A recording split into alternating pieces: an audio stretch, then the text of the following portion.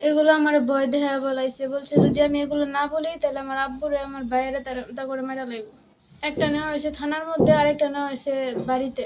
আমি জানি না কোর্ট ম্যারেজ কেমনে করছে, আমি এগুলো কিছুই জানি না। তোমাদের মধ্যে রিলেশন ছিল আর কি পূর্ব থেকে, এরকম কোনো কিছু ছিল? না, বলেও না। তোমার নাম কি? ফারিহা। তোমার বাবার নাম? হাদিউল ইসলাম। তোমার এলাকা? গ্রাম ময়মনসিংহ, গফরগাঁও, মশাখালী, গ্রাম বীরখারুয়া। মানে তোমরা বর্তমানে যেখানে থাকো, যেখানকার বর্তমানে ঘটনা? মাওনা, মানে মাওনা কোথায়? চৌরাস্তা, শ্রীপুর ফায়ার সার্ভিসের সামনে। আচ্ছা, তো আমরা তোমার একটা সাক্ষাৎকার দেখলাম বর্তমানে মিডিয়াতে, ঠিক আছে? তো এটা কি আসলে তোমার সাক্ষাৎকার? মানে ওই যে মিডিয়াতে যে কথা বলতে দেখলাম। এগুলো আমার ভয় দেখা বলাইছে, বলছে যদি আমি এগুলো না বলি তাহলে আমার আব্বুরে আমার ভাইয়েরা তা করে মেরা লাগবে। জোরপূর্বক তারা বলছে। তারপরে সেফরা লাগে আমি এই কথাগুলো বলছি। এই সাক্ষাৎকারটা কোন জায়গায় নিয়েছে তোমার কাছ থেকে? একটা নেওয়া হয়েছে থানার মধ্যে, আরেকটা নেওয়া হয়েছে বাড়িতে। একটা শ্রীপুর থানায় নেওয়া হয়েছে। হুম। আচ্ছা, তোমাকে জোরপূর্বক কি বলছি যে তোমার বাবারে মারবো, কি বলে হুমকি দিছে? যদি আমি তা করে না বাঁচাই, তা করে জেল থেকে না বার করি, তাহলে আমার আব্বুরে মেরা লাগবো, আমার ছোট ভাইরে মেরা লাগবো।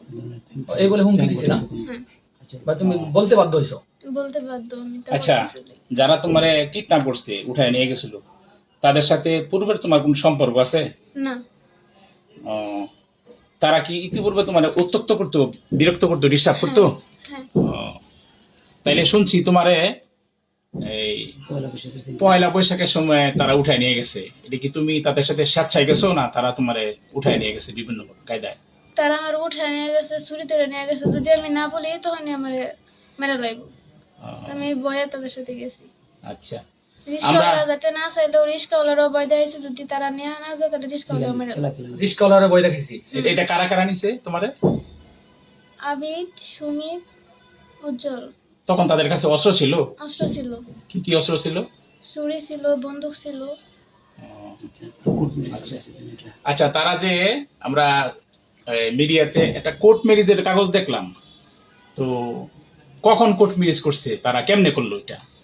আমি জানি না কোর্ট ম্যারেজ কেমনে করছে, আমি এগুলো কিছুই জানি না। তোমার সাইন স্বাক্ষর নিছে? স্বাক্ষর নিছে, তারা আমার জোরপূর্বক সাইন নিছে, তারা হাত ধরে আমার লিখাইছে। তাহলে তোমারে তারা যে কদিন নিয়ে আটকায় রাখছে, কোথায় কোথায় রাখছিল তোমারে বলতে পারো? প্রথমে মনে হয় তার নানুর বাসায় রাখছিল, পরে কই কই